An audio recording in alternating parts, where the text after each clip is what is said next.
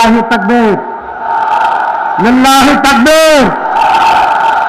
আসসালামু আলাইকুম ওয়া রাহমাতুল্লাহ।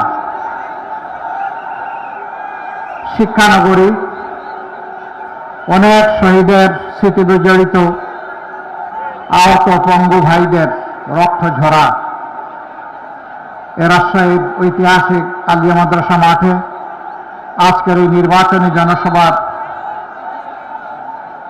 সম্মানিত সভাপতি, সভামঞ্চে বসা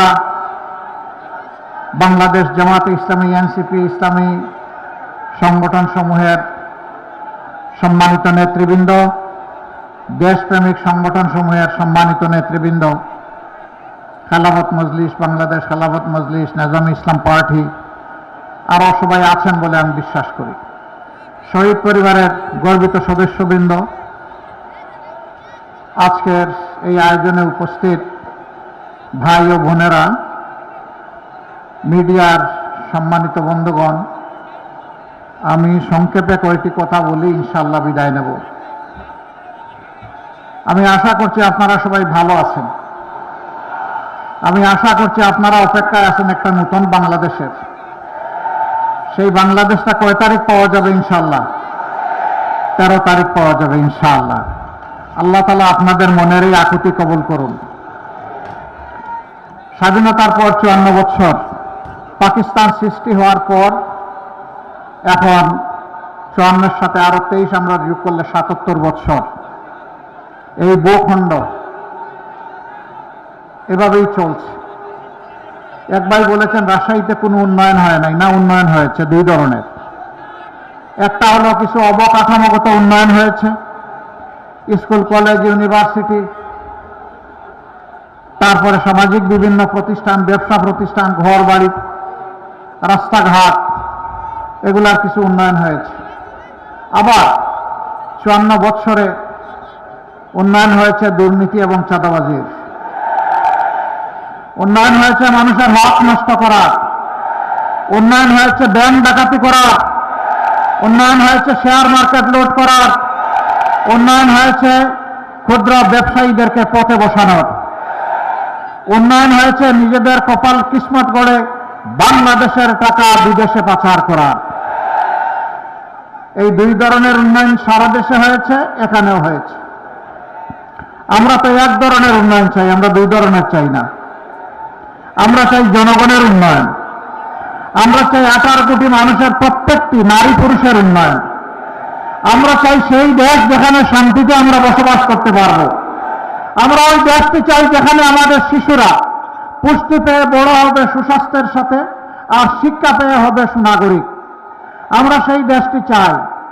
শিক্ষার পরে তার হাতে সে মর্যাদার একটা কাজ পাবে, ওই দেশটা চাই। আমার মা, আমার স্ত্রী, আমার বোন, আমার মেয়ে, তারা পাবে নিরাপত্তা এবং মর্যাদা। আল্লাহর দেওয়া সমস্ত অধিকার তারা এখানে নিঃসংকোচে ভোগ করবে। আল্লাহ ছাড়া কাউকে তারা পরোয়া করার প্রয়োজন অনুভব করবে না। ভয় পাবে শুধু আল্লাহ তাআলাকে। আল্লাহ রাব্বুল আলামিন যাকে সম্মান করতে বলেছেন আমরা তাদের সবাইকে সম্মান করব। যাকে ভালোবাসতে বলেছেন তাদের সবাইকে ভালোবাসবো। কিন্তু আল্লাহর কসম, আল্লাহ ছাড়া কাউকে ভয় করব না। নারীরাও না, পুরুষরাও না। ভয় শুধু আল্লাহ তাআলার জন্যে। কিন্তু একটা ভীতির রাজত্ব গত 54 বছরে কায়েম করে রাখা হয়েছে। গত জুলাইয়ে যারা লড়াই করে বুক চিতিয়ে, জীবন দিয়ে, রক্ত দিয়ে, পঙ্গুত্ব বরণ করে যারা আমাদেরকে জুলাই এনে দিয়েছে, 36 জুলাই, তাদের একটা অঙ্গীকার, একটা আকাঙ্ক্ষা ছিল। তাদের আকাঙ্ক্ষা ছিল তারা একটা বৈষম্যহীন, ন্যায় বিচারে ভরপুর একটা বাংলাদেশ চায়। এই জন্য রাস্তায় নেমে স্লোগান দিয়েছে মাত্র একটা, বলেছে উই ওয়ান্ট জাস্টিস। আমরা ন্যায় বিচার চাই। ন্যায় বিচার সমাজে যখন কায়েম হবে তখন সকলেই তার পাওনাটা পেয়ে যাবে। সেই ন্যায় বিচার কে দিবে, কোথার থেকে দিবে? সেই ন্যায় বিচার তারাই দিবে যারা বিচারকে সম্মান করে। আর সেই বিচারের উৎস হচ্ছে আল্লাহর বিধান। আল্লাহর বিধানকে বাদ দিয়ে দুনিয়ার কোথাও ন্যায় বিচার কখনো কায়েম হয়নি, হওয়া সম্ভব নয়। আল্লাহ সমস্ত সৃষ্টির খালেক, আমরা বাকিরা সব মাখলুক। আল্লাহ তাআলা জানেন তার কোন সৃষ্টি কোথায় কি প্রয়োজন, কি দুর্বলতা, কি তার পটেনশিয়াল রয়েছে, এটা আল্লাহর চাইতে কেউ বেশি বুঝে না। সেই আল্লাহ মানব জাতির অভিভাবক তিনি যে বিধান দিয়েছেন এটা দুনিয়ার সর্বোত্তম বিধান। এ বিধান কারো কোনো ক্ষতি করতে পারে না। বলবেন এই বিধান কি শুধু মুসলমানের জন্য? আমি বলবো না। বলবেন এই বিধান কি শুধু মানুষের জন্য? আমি বলবো না। এই বিধান সমস্ত মানব জাতির জন্য এবং আল্লাহর সমস্ত সৃষ্টির জন্য। কারণ আল্লাহ তাআলা মানব জাতিকে সৃষ্টির সারা জীব হিসাবে পয়দা করেছেন একটা বড় নিয়ামত দিয়ে, এটি হচ্ছে বিবেক, ভালো মন্দ বুঝার যোগ্যতা, কোনটা ভালো কোনটা মন্দ। আর এইটা বুঝিয়ে দেওয়ার জন্য আল্লাহ তাআলা যুগে যুগে নবী পয়গম্বর এবং কিতাব পাঠিয়েছেন। আমরা সকল ধর্মের মানুষকে বুকে ধারণ করে বাংলাদেশ গড়তে চাই। আল্লাহর বিধান কারো উপর জুলুম কখনো করতে পারে না, জুলুম করার প্রশ্নই উঠে না। এদেশে আমরা মুসলমান, হিন্দু, বৌদ্ধ, খ্রিস্টান, নারী, পুরুষ, এই দেশে বহু নৃতাত্ত্বিক গোষ্ঠী আছে, সাঁওতাল ভাই বোনেরা আছে। আমরা সবাইকে নিয়েই আমাদের বাংলাদেশ। এই স্টেজে কিংবা সামনে, ডানে কিংবা বামে দেখবেন যে দুইটা মানুষ হুবহু সমান না, কিন্তু সবগুলা মানুষ মিলেই আমাদের এই সমাজ। আমরা এই জাতিকে আর বিভক্ত করতে দেব না। আমরা ঐক্যবদ্ধ একটা জাতি নিয়ে এগিয়ে যেতে চাই। এই জন্য আমাদের 11 দলের স্লোগান হচ্ছে ঐক্যবদ্ধ বাংলাদেশ। আমরা আর বিভক্ত করে জাতিতে জাতিতে, মানুষে মানুষে আর হিংসা এবং বিদ্বেষ জাগিয়ে রাখতে কাউকে দেব না। সম্মানিত ভাই ও বন্ধুগণ, আমাদের কথা সাফ। আমরা আল্লাহর দরবারে ওয়াদাবদ্ধ, জনগণের কাছে ওয়াদাবদ্ধ। জনগণের রায়ের মাধ্যমে, ভোটের মাধ্যমে, ভালোবাসা সমর্থনের মাধ্যমে আল্লাহ যদি এই দেশ পরিচালনার সুযোগ আমাদেরকে দেন, আমরা ইনশাআল্লাহ কাউকে আর চাঁদাবাজি করতে দেব না। ইনশাআল্লাহ এই দেশে কারো দুর্নীতি করার সুযোগ থাকবে না। এই দেশে রাজার ছেলে রাজা হবে, বংশানুক্রমিক পরিবারতান্ত্রিক রাজনীতি এই দেশে আর চলবে না। এই দেশে রাজনীতি হবে মেধা এবং যোগ্যতার ভিত্তিতে। রাজনীতি হবে দেশপ্রেমের প্রমাণের মাধ্যমে। এদেশে কোনো আধিপত্যবাদী রাজনীতি আর চলবে না।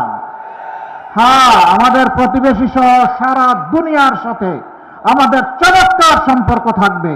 সেই সম্পর্ক হবে সমতা এবং মর্যাদার ভিত্তিতে। অমর্যাদাকর কোনো সম্পর্ক আমরা কোনো দেশের সাথে চাই না। আমরা মাথা উঁচু করে দাঁড়াতে চাই। এই জন্যে আমাদের সোনার সন্তানেরা, আমাদের কলিজার সন্তানেরা সেদিন গুলিকে পরোয়া করে নাই। তারা দাঁড়িয়ে গিয়েছিল। তৎকালীন স্বরাষ্ট্রমন্ত্রী বলছিলেন, কি তোমাদের গুলি কি শেষ হয়ে গেল? রাস্তা এখনো নিয়ন্ত্রণে আনতে পারো না কেন? তখন একজন অফিসার বলেছিলেন, স্যার, একটা গুলি মারি একজনই পড়ে, দ্বিতীয়জন দাঁড়ায় যায়। এইটাই বাংলাদেশ। এই যুব সমাজকে থামানো যায়নি, থামানো যাবে না ইনশাআল্লাহ। এই যুব সমাজের অঙ্গীকার এবং প্রত্যাশা ইনশাআল্লাহ আমরা পূরণ করতে বদ্ধপরিকর। যদি এই প্রত্যাশা পূরণ করতে না পারি, আমাদের রাজনীতি করার কোনো দরকার নেই। তারা যা চেয়েছে সেই বাংলাদেশটাই গড়তে চায়। আপনারা সবাই আমাদের সাথে থাকবেন ইনশাআল্লাহ।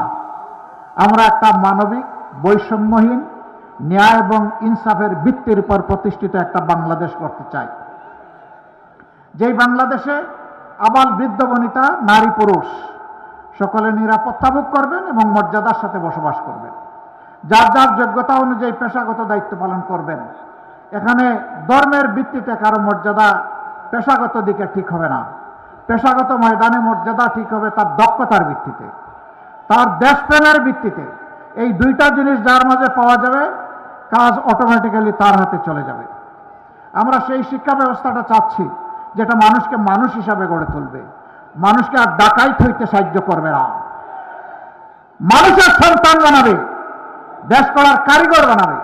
সেই শিক্ষা আমরা আমাদের সন্তানদের হাতে তুলে দেব ইনশাআল্লাহ। ভাই ও বোনেরা, মায়েরা থাকবেন ঘরে, চলাচলে, কর্মস্থলে, সব জায়গায় নিরাপদ থাকবেন মর্যাদার সাথে। শিশু জন্ম নেওয়ার পরে তার পুষ্টি, তার স্বাস্থ্যের পরিচর্যা, এর দায়িত্ব সরকারের। 5 বছর বয়স পর্যন্ত সম্পূর্ণ বিনা খরচে শিশুদের চিকিৎসা নিশ্চিত করা হবে ইনশাআল্লাহ। আর সারা জিন্দেগি জাতিকে দিয়ে যারা উজাড় করে একটা বয়সে পৌঁছে যাবেন, অবসর জীবনে চলে যাবেন, তাদেরও চিকিৎসার দায়িত্ব নেবে সরকার এবং রাষ্ট্র, সেটাও বিনা পয়সা ইনশাআল্লাহ। মাঝখানে যেটা সেটা পার্টিসিপেটরি, কিছু আমার সামর্থ্য অনুযায়ী আর কিছু সরকারের। এইভাবে ইনশাআল্লাহ আমরা একটা মানসম্মত স্বাস্থ্য ব্যবস্থা গড়ে তুলব ইনশাআল্লাহ।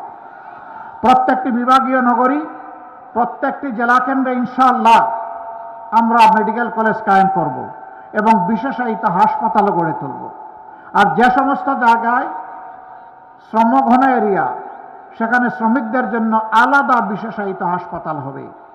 তারা যাতে ওখানে সেবা নিতে গিয়ে কোনো ধরনের সমস্যার সম্মুখীন না হন, স্বস্তির সাথে তারা যাতে সেবা নিতে পারেন, সেই দেশটি আমরা গড়তে চাই। ওই দেশটি আপনারা চান? সবাই চান ইনশাআল্লাহ। তাহলে আগামী 12 তারিখ 2টা ভোট। কয়টা ভোট? একটা হচ্ছে গণভোট। গণভোটে কি বলবেন? গণভোটে হা মানেই হচ্ছে নতুন বাংলাদেশ, পুরানা রাজনীতিকে লাল কার্ড। হা মানে পুরানা রাজনীতিকে লাল কার্ড। যেই রাজনীতি মানুষ খুন করে, যেই রাজনীতি আয়নাঘর তৈরি করে, যে রাজনীতি দেশপ্রেমিক নেতাদেরকে খুন করে, যেই রাজনীতি আমার দেশের সমস্ত সম্পদ লুণ্ঠন করে, যেই রাজনীতিবিদদের জন্য ব্যবসার উপাদানে পরিণত হয়, 12 তারিখ সেই রাজনীতিকে ইনশাআল্লাহ লাল কার্ড। এই জন্য আমরা সবাই গণভোটে হা বলবো ইনশাআল্লাহ। হা চিহ্নতে আমরা সিল বসাবো। ঠিক আছে সবার? হা মানে আজাদি, না মানে গুলামি। আজাদি না গুলামি, আজাদি না গুলামি। ইনশাআল্লাহ প্রথম ভোট হা। এবার দ্বিতীয় ভোট। যাদের অতীতেও খাসলত খারাপ ছিল, এখনো যারা লোভ সামলাইতে পারেনি, সেই বিড়ালের হাতে গুস্ত পাহারা দেওয়ার দায়িত্ব দিবেন? এরা রাষ্ট্রের জনগণের মান, জাত এবং ইজ্জতের নিরাপত্তা এরা দিবে? এখনই দিচ্ছে না, তখন দিবে? দিবে না। আফসোস, আফসোস, তারাও মজলুম ছিলেন, কেন যে এখন বদলে গেলেন বুঝতে পারলাম না। এমন বিভিন্ন জায়গার দখলদারিত্ব নিতে গিয়ে নিজেদেরই 234 জন শেষ। তারপরে এখন আমাদেরকে খুন করা শুরু হয়েছে। এরপরে আমাদেরকে এখন গালি দেওয়া শুরু হয়েছে। যাদের মানুষ মারা গেল, যারা চাঁদাবাজি করে না, যারা কাউকে কষ্ট দেয় না, যারা দুর্নীতি করে না, যারা মামলা বাণিজ্য করে না, যারা বিভিন্ন ধর্ম বর্ণের মানুষকে হয়রান করে না, তাদেরকে এখন বলা হচ্ছে জালেম। হায় রে আল্লাহ, এ কি দুনিয়ায় পড়লাম এসে। হ্যাঁ, একবার দিল্লির এক ভিক্ষুক, সে রাস্তার ধারে দাঁড়িয়ে বলে, 2টা পয়সা দে রে রাম। তোর বস্তা যখন ভরে গেছে, কয়েন বা মুদ্রা পাইতে পাইতে এবার টান দিছে আর উঠাইতে পারে না। এখন বলে যে ওই তার বিশ্বাস অনুযায়ী যে যেহেতু ডাকিয়া আমি কয়েন পাইছি, এখন দেখি ডাক দিয়ে একটা গুড়া পাই কিনা। এখন বলতেছে একটা ঘোড়া দেলা দে রে রাম। এক দারোগা সাহেব, তিনি তার মেডি ঘোড়া নিয়ে চলছিলেন, হঠাৎ করে রাস্তায় বাচ্চা প্রসব 2টা। এখন 2টা তিনি বহন করবেন কেমনে? একটা তিনি তুলেন তো আরেকটা পড়ে যায়। এখন দেখেন যে একজন গুড়া চাইতেছে, আস্তে করে নিয়ে বাচ্চা একটা তার গাড়ি উঠে দিলেন, নে এখন তুই নে। এখন বলতেছে উল্টা সমঝিলা রে রাম, আমি চাইলাম গুড়ার পিঠে উঠবো, এখন গুড়াই উঠে গেল আমার ঘাড়ে, আমি তো এটা চাইনি। এদেরকে বলবো, চোখ মেলে দেখেন জনগণ আপনাদেরকে কিভাবে দেখে। আজকে যুবকদের উত্থান শুরু হয়েছে পরিবর্তনের পক্ষে, নতুন বাংলাদেশের পক্ষে। মা বোনদের উত্থান শুরু হয়েছে পরিবর্তন এবং নতুন বাংলাদেশের পক্ষে। এই দৃশ্য দেখে অনেকে নার্ভাস হয়ে, আপনাদের এখানে তো বোধহয় এখন মাঘ মাস, তাই না? না চৈত্র মাস? হ্যাঁ, রাজশাহীতে চৈত্র মাস। আর একটু জোরে বলেন না, এখানে চৈত্র মাস। তো মাঘ মাসে যে অনেকের মাথা গরম হয়ে গেছে, এরা চৈত্র মাসে কি করবে? ঠান্ডা রাখেন, মাথা ঠান্ডা রাখেন, মাথা গরম করবেন না। রাজনীতি করতে হলে ঠান্ডা মাথায় আসেন। আপনি রেগে গেলেন তো হেরে গেলেন। হ্যাঁ, এটাই হেরে যাওয়ার পূর্বাভাস। শুরু হয়ে গেছে অলরেডি। 5টা বিশ্ববিদ্যালয়ের তরুণরা জানিয়ে দিয়েছে লাল কার্ড। আগামী 12 তারিখে হবে ফেসিবাদের বিরুদ্ধে লাল কার্ড। ফেসিবাদ নতুন না পুরাতন, দ্যাটস ইম্যাটেরিয়াল, এটা বিবেচনার ব্যাপার না। ফেসিবাদ, তোমাকে লাল কার্ড।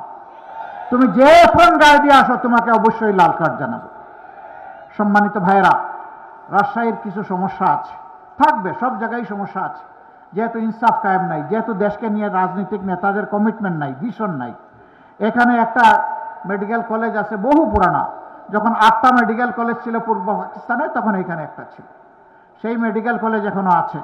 তার সাথে একটা ডেন্টাল ইউনিট করা হয়েছে, কিন্তু ডেন্টাল কলেজ এখানে স্থাপন করা দরকার। উদ্যোগ নেওয়া হয়েছে, কিন্তু এটা ঘুমিয়ে পড়েছে। আমরা ইনশাল্লাহ আর কয়টা দিন তো সবর করেন। যদি আল্লাহ তাআলা আপনাদের পছন্দের লোকদেরকেই দেশ সেবার সুযোগ দেন, আল্লাহর মেহেরবানি দাবি করতে হবে না, আমরাই খুঁজে খুঁজে বের করব জাতিকে সেবা দেওয়ার জন্য কোথায় কি দরকার। এবং আপনাদের ঘুমন্ত এই ডেন্টাল কলেজকে ইনশাল্লাহ টান দিয়ে আমরা জাগিয়ে তুলে দেবো ইনশাল্লাহ। সুগার মিল, এটা লোকসানি। কেন লোকসানি হবে? আমার দেশের মাটিতে আখ ফলে, আমার দেশের শ্রমিক এখানে কাজ করে, তাইলে একটা লোকসানি হবে কেন? চুরি চামারির কারণে লোকসান। মাওলানা মতিউর রহমান নিজামী 3.25 বছর তিনি শিল্প মন্ত্রণালয়ের দায়িত্ব পালন করেছিলেন। তখন বন্ধ মিল কারখানা, সুগার মিল সহ তালা একটা একটা করে খুলতে শুরু করেছিলেন এবং 1 বছরের মাথায় সেইগুলাকে লাভজনক প্রতিষ্ঠানে পরিণত করেছিলেন। চুরি বন্ধ হওয়ার কারণে এটা সম্ভব হয়েছিল। ইনশাআল্লাহ যদি আপনাদের রায়ের প্রতিফলন ঘটে, 13 তারিখ থেকে বলা লাগবে না, অটোমেটিক্যালি অনেকের কান এবং নাক খাড়া হয়ে যাবে। বাংলাদেশ নতুন রাস্তা খুঁজে পাবে ইনশাআল্লাহ। এরপরে বলা হয়েছে এখানে সিএনজির সরবরাহ নিশ্চিত করা। হ্যাঁ, আমাদের ব্লু ইকোনমিতে সমুদ্রে এখনো আমরা সম্পদ আহরণে ঢুকতে পারিনি। আল্লাহ যদি আমাদেরকে তৌফিক দেন, কারো চক্রাঙ্গানির পরোয়া করব না ইনশাআল্লাহ। দেশের সম্পদ দেশের মানুষের জন্য তুলে আনার জন্য সর্বাত্মক চেষ্টা করব। তখন ইনশাআল্লাহ মনের মতো করে দেশের চাহিদা সব জায়গায় পূরণ করা যাবে। আপনারাও পাবেন ইনশাআল্লাহ, দোয়া করেন। এবার আমি আপনাদের হাতে আপনাদের জনগণের প্রতীক তুলে দিচ্ছি। তবে একটা কথা সাফ করতে চাই, একেবারে সাফ। আমরা 13 তারিখ থেকে বাংলাদেশ জামাতে ইসলামের কোনো সরকার চাই না। আমরা 13 তারিখ থেকে কোনো দলীয় সরকার চাই না। আমরা 13 তারিখ থেকে কোনো পরিবার এবং গোষ্ঠীতান্ত্রিক সরকারও চাই না। আমরা জামাতে ইসলামের আমি বিজয় চাই না, আমি চাই বাংলাদেশের 18 কোটি মানুষের বিজয়। সেই বিজয় যদি অর্জিত হয়, ইনশাআল্লাহ এটা সকলের বিজয় হবে। সেদিন আল্লাহর মেহেরবানিতে আমরা সেজদায় পড়ে যাব। আমরা ওই দিনটার অপেক্ষা করছি। আপনারা এখন থেকে দোয়া করতে থাকেন, কোনো কালো চিল আসমান থেকে এসে ছু মেরে যেন আমাদের স্বপ্নকে এলোমেলো করে দিতে না পারে। এখন থেকে পাহারা বসাবেন। কোনো ভোট ডাকাত, ভোট চোর, ভোট ইঞ্জিনিয়ার কাউকে আবার কোনো ছাড় নেই। সিনা মজবুত করে, হাত শক্ত করে আমাদেরকে দাঁড়ায় যেতে হবে ইনশাআল্লাহ। এবং আমরা ইনশাআল্লাহ পারবো। ইনশাআল্লাহ আমাদেরকে পারতে হবে, না হয় বাংলাদেশ হেরে যাবে। সেই সুষ্ঠু ভোট নিশ্চিত করার জন্য এখন থেকে আপনারা পাহারা বসাবেন ইনশাআল্লাহ। সারা বাংলাদেশের পক্ষে এখন জোয়ার শুরু হয়েছে। আল্লাহ তাআলা এই জোয়ারটাকে যেন সংসদ ভবনে নিয়ে পৌঁছায় দেন এবং সংসদ ভবনে যারা যাবেন তারা যেন কাণ্ড জ্ঞানহীন, দায়িত্ব জ্ঞানহীন হয়ে না পড়েন, বরঞ্চ আল্লাহকে ভয় করে মানুষের প্রতি দায় যুক্ত থেকে তারা যেন কাজ করতে পারেন।